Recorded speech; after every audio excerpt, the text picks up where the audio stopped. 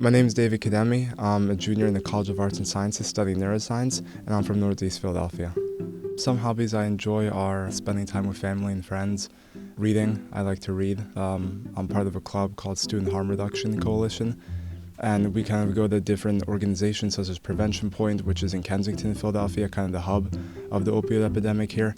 And we kind of help with whatever they need. So that's anything from packing syringes, which is really slowly becoming destigmatized, to kind of interacting with the people of Kensington who go to Prevention Point and other nearby organizations to receive what they need.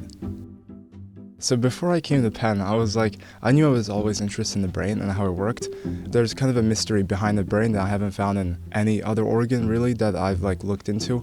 Because previously my interest was just generally biology more, but then I got kind of more focused on the brain, and taking my first introduction to neuroscience course here, taught by Dr. Kane, a great professor, that kind of narrowed it down that I really want to do neuroscience. Before I came to Penn, so at the end of the summer, I got in contact with one of the professors here, Dr. Schmidt, during PFP, and then we had a talk right near the biopond, and I remember still being nervous because it's the first time I had a professor talking to me one-on-one. So we decided that I could try out the lab, and I enjoyed it. It was on songbirds and kind of their reproductive and motor and song behavior. I started reading papers, and I remember I was completely lost because that was before I took any neuroscience course.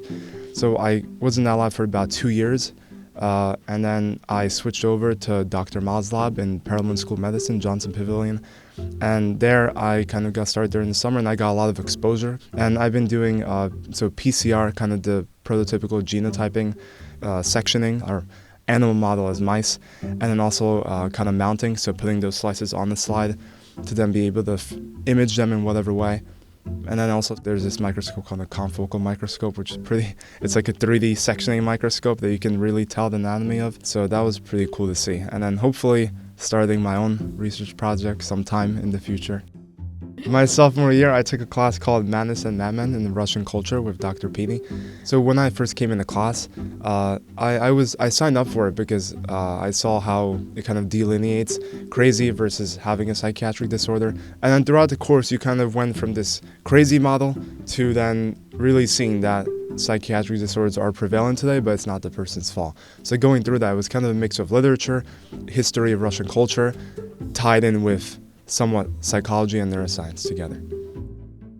So with my major, I hope to do an MD PhD program. I'm looking to be a neurologist. Right now, general neurology, also PhD, something in the fields of neuroendocrinology mixed with psychiatric disorders, and then also teach. Hopefully I can teach.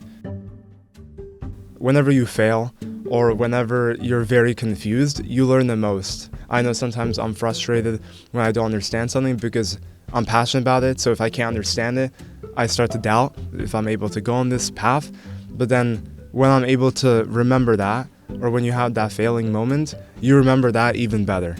You remember that moment and you remember the information with that even better. Versus something you learn in class, you understand it there, you leave a week later, you don't have to remember that much because it's just passive. But through failing, you always learn.